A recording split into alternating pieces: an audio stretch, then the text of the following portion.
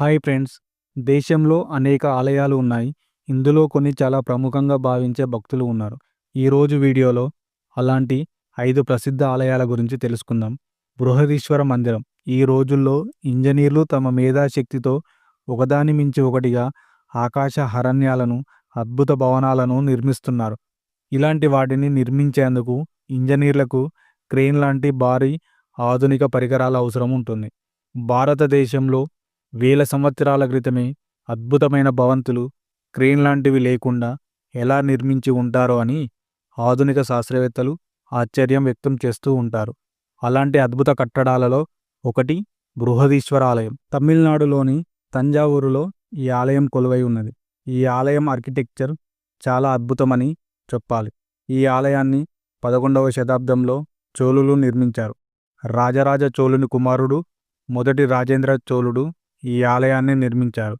ఈ ఆలయంలో శిల్పకళా రూపాలు చోళుల శిల్పకళా రీతికి దర్పణాలు. ఆలయం ముందు ఉన్న పెద్ద నంది విగ్రహం, గర్భగుడిలోని 13.5 అడుగుల ఎత్తు, 60 అడుగుల విస్తీర్ణంలో ఉన్న శివలింగం ఆలయానికి ప్రత్యేక ఆకర్షణ. ఈ దేవాలయం మొదట భవనం పూర్తిగా గ్రానైట్ శిలలతో నిర్మితమై ఉంది. నిర్మాణానికి 5 సంవత్సరాలు పట్టింది. సుమారు 81.28 టన్నుల బరువు కలిగిన నల్ల రాతితో చేయబడింది. ఈ రాళ్లను ఇక్కడి ఏనుగుల సహాయంతో చేర్చి ఉంటారని అంచనా. సిమెంటు లాంటి పదార్థం లేకుండా ఒక రాయి మీద ఒక రాయి పేర్చడం ఈ నిర్మాణంలో ఉన్న ప్రత్యేకత అని చెప్పాలి. దేవాలయంలో ప్రధాన దైవమైన లింగం 3.6 మీటర్ల ఎత్తు కలిగి ఉంటుంది.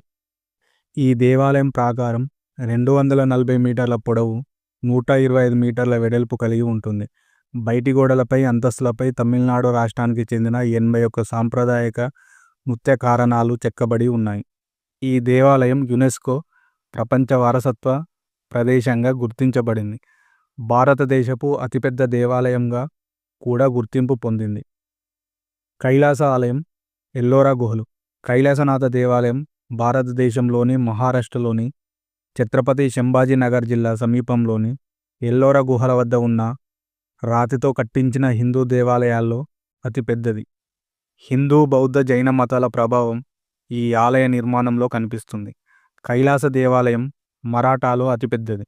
దీని సమిష్టిగా ఎల్లోరా గుహలని పిలుస్తారు. ఈ ఆలయ నిర్మాణం అనేక మంది శాస్త్రవేత్తల్ని ఇప్పటికీ ఆశ్చర్యపరుస్తుంది. ఎందుకంటే ప్రాచీన కాలంలో ఆలయ నిర్మాణాలకు రాళ్లను ఒకదాని మీద ఒకటి పేర్చి అతికించేవారు. ఆ తరువాత వాటికొక ఆకృతి ఇచ్చేవారు. భవన నిర్మాణాలకు వాడే ఈ టెక్నాలజీని కటింగ్ టెక్నిక్ అని పిలుస్తారు. కైలాస మందిరం నిర్మాణం కటౌట్ టెక్నిక్తో చేశారు. ఈ టెక్నిక్లో ఒక పెద్ద గుట్టను తొలచి మందిరాన్ని నిర్మించారు. ఇందులో ద్వారాలు, గుహలు, బాల్కనీలు, నీటి కొలనులు అన్నీ ఉన్నాయి. ఇలాంటి నిర్మాణం దేశంలో ఇదొక్కటే ఉన్నది. ఈరోజు అందుబాటులో ఉన్న టెక్నాలజీని ఉపయోగించి ఇలాంటి నిర్మాణం చేపట్టాలని చూసినా ఇలాంటి నిర్మాణం సాధ్యపడదని చెప్పాల్సిందే. ప్రత్యేక ఉపకరణలు ఉపయోగించకుండా ఇలాంటి నిర్మాణం చేయటం సాధ్యం కాదు అని అంటారు ఈ తరం ఆర్కిటెక్ట్స్. ఒకవేళ ఎలాంటి టెక్నాలజీని ఉపయోగించకుండా, పెద్ద పెద్ద పరికరాలు వినియోగించకుండా కట్టి ఉంటే కనుక చాలా సమయమే ఈ ఆలయ నిర్మాణానికి పట్టి ఉంటుంది. గుట్టలను తొలిచినప్పుడు వచ్చిన ముక్కలు, దుమ్ము, చెత్తను క్లీన్ చేయడానికి చాలా సమయం పట్టి ఉంటుంది. అయితే ఈ ఆలయం నిర్మించడానికి కేవలం 18 సంవత్సరాలు మాత్రమే పట్టింది. ఇలాంటి నిర్మాణాలు చేయటం సాధారణ వ్యక్తులకు సాధ్యం కాదు. ఈ ఆలయ నిర్మాణానికి స్వయంగా దేవుడే సహకరించాడని నమ్మేవాళ్ళు కూడా ఉన్నారు. ఈ ఆలయంలో అనేక కళాకృతులు, భారీ విగ్రహాలు కూడా ఉన్నాయి. ఈ ఆలయంలో అనేక గుహలు కూడా ఉన్నాయి. ఆ దారి ఎక్కడికి వెళ్తుందో కూడా ఎవరికి తెలియదు. ఒకసారి మొఘల్ చక్రవర్తి ఔరంగజేబ్ ఈ ఆలయాన్ని ధ్వంసం చేయడానికి వేలాది మంది సైనికులను పంపారు. అనేక ప్రయత్నాలు చేసినా సరే ఈ మందిరంలోని ఒక చిన్న భాగం మాత్రమే నష్టపరిచారు. అంతకన్నా ఏమి చేయలేకపోయారు. ఆ తర్వాత ఔరంగజేబ్ కూడా తన ఓటమిని అంగీకరించాడు. తన ప్రయత్నాలన్నీ విరమించుకున్నాడు. ఈ ఆలయం మన సంస్కృతిని సజీవంగా ఉంచుతుంది. ఈ ఆలయం గురించి ఎంత వర్ణించినా తక్కువే. వీరభద్ర ఆలయం లేపాక్షి 16వ శతాబ్దంలో నిర్మించిన ఈ ఆలయం ఆంధ్రప్రదేశ్లో ఉంది. ఇది శివుడి ఉగ్రరూపమైన వీరభద్రుడి అవతారంలో ఉంటుంది. కృష్ణదేవరాయల కాలంలో వీరుపన్న, వీరన్న ఇద్దరు కలిసి ఆలయ నిర్మాణం చేశారు. లేపాక్షి దండకారణ్యంలో ఉండేదని, జటాయు గాయపడింది కూడా ఇక్కడే అని అంటారు.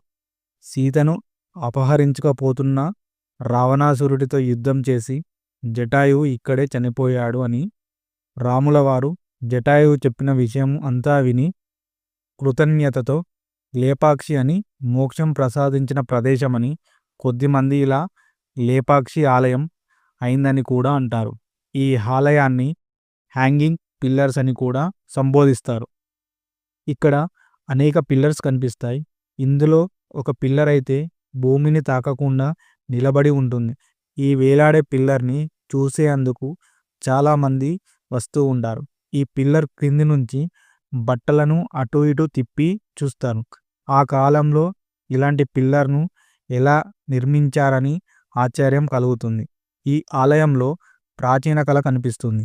ఆలయంలో 15 అడుగుల ఎత్తు, 22 అడుగుల పొడవున విస్తరించి ఉన్న బ్రహ్మాండమైన నంది కనిపిస్తుంది. రామాయణ, మహాభారత కావ్యాలన్నీ తెలిపి అనేక చిత్రాలు ఈ ఆలయ గోడల మీద కనిపిస్తాయి.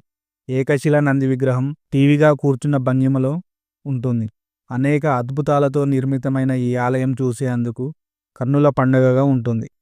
అనంతపుర లీక్ టెంపుల్ అనంత పద్మనాభస్వామి ఆలయం. ఇది విష్ణుమూర్తి ఆలయం. దక్షిణ భారతదేశంలోని కేరళ కాసర్గోడ్ జిల్లాలో ఒక చిన్న గ్రామంలో నీటి కొలను మధ్యలో ఈ ఆలయం కొలువై ఉంది. ఆలయం చూసేందుకు చాలా అందంగా ఉంటుంది. ఈ ఆలయ నిర్మాణం వెనుక ఒక పెద్ద చరిత్ర ఉంది. అనేక పురాణ గాథలు ఈ ఆలయం గురించి చెబుతూ ఉంటాయి. ఈ ఆలయం గురించి ప్రత్యేకంగా చెప్పే విషయం, శాకాహారమైన ఒక ముసలి గురించి.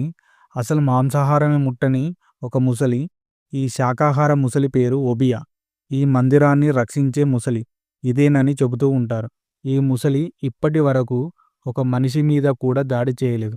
అంతేకాదు, కొలనులో ఉన్న ఇతర జంతువులకు కూడా హాని తలపెట్టలేదు. ఈ కొలనులో అనేక చేపలు స్వేచ్ఛగా ఉంటాయి. ఈ ఆలయాన్ని ఈ ముసలియే చాలా కాలంగా రక్షిస్తూ వస్తుంది అని చెబుతుంటారు. ఒక ముసలి చనిపోయినాక రెండవ ముసలి ఇక్కడ బాధ్యత తీసుకుంటుందని చెబుతారు. చాలా కాలం క్రితం ఒక బ్రిటిష్ సైనికుడు ఈ కొలనులో ఉన్న ఒక ముసలిని కాల్చి చంపాడు. ఆ తర్వాత ఆ సైనికుడు అకస్మాత్తుగా చనిపోయాడు. ఆ తర్వాత కొద్ది రోజులకు ఈ కొలనులోకి బబియా వచ్చింది. ఈ ఆలయాన్ని రక్షిస్తుంది. ఆలయం చుట్టుపక్కల నదులు, సరస్సులు ఏమీ లేవు. అలాంటిది ఇక్కడికి ముసలి ఎలా వచ్చిందని అనేది అందరికీ ఆశ్చర్యం. తాను బ్రతికున్నంతకాలం ఈ ఆలయ ప్రసాదం మాత్రమే తినేది. ఈ ముసలికి ప్రసాదం పెట్టే టైం కూడా ఖచ్చితంగా ఉండేది. అన్నం, బెల్లం ఈ ముసలికి ఆహారంగా పెట్టేవారు. అక్టోబర్ 9, 2022న ఈ ముసలి చనిపోయింది. బబియా అంతిమ సంస్కరణల సమయంలో వేలాది మంది జనం అక్కడికి చేరుకున్నారు. శాస్త్రోక్తంగా దహన సంస్కరణలు చేశారు. చాలా కాలంగా ఏదో ఒక ముసలి ఈ ఆలయాన్ని రక్షిస్తూనే ఉండేది. అయితే అర్చకులు చెప్పే మాట ఏంటంటే, బబియా ఈ ఆలయాన్ని రక్షించిన చివరి ముసలి. ఎందుకంటే బబియా తర్వాత ఆ స్థానాన్ని ఎవరూ భర్తీ చేయలేదు. జగన్నాథ ఆలయం పూరి. ఒరిస్సాలోని పూరీ ప్రాంతంలో విష్ణుమూర్తి అవతారంలో ఒకటైన జగన్నాథ ఆలయం. లక్షలాది మంది భక్తులు ఇక్కడికి వస్తూ ఉంటారు. జగన్నాథ ఆలయంలో 3 విగ్రహాలు కనిపిస్తాయి. అందులో ఒక విగ్రహంలో ఆత్మ ఉంటుందని, విగ్రహాన్ని మారిస్తే ఆత్మ కూడా మారిపోతుందని నమ్ముతారు. ఈ సమయంలో నగరం మొత్తం చీకటిని చేస్తారు. ఈ కార్యక్రమాన్ని చీకటిలోనే చేస్తారు. ఆ ఆత్మను ఎవరు కూడా చూడకూడదని అలా చేస్తారు. జగన్నాథుడిలాగా ఈ ఆలయం కూడా చాలా అద్భుతంగా ఉంటుంది. ఈ ఆలయం మీద ఉండే జెండా గాలికి వ్యతిరేక దిశలో ఎగురుతూ ఉంటుంది. ఇందుకు కారణం ఏంటో ఎవరు చెప్పలేకపోయారు. ఈ ఆలయం పైనుండి విమానాలు కూడా ఎగరవు. పక్షులు కూడా ఎగరకపోవడం విశేషం. ఆలయాలు భారత సంస్కృతి సంప్రదాయాన్ని సజీవంగా ఉంచుతాయి. ఈ ఆలయాలు కేవలం దేవుణ్ణి పూజించేందుకు కాదు, ఇక్కడ జ్ఞానం, విజ్ఞానం కూడా లభిస్తుంది. నలంద విశ్వవిద్యాలయమే కాదు, ఒక మందిరం కూడా. ఈ ఆలయాల మీద ఎన్నో దాడులు జరిగిన సంస్కృతిని మాత్రం ఎక్కడికి తీసుకెళ్ళలేకపోయారు. ఈ వీడియో నచ్చినట్లయితే లైక్ చేయండి, షేర్ చేయండి. ఇలాంటి మరిన్ని వీడియోల కోసం మన ఛానల్ను సబ్స్క్రైబ్ చేసుకోండి.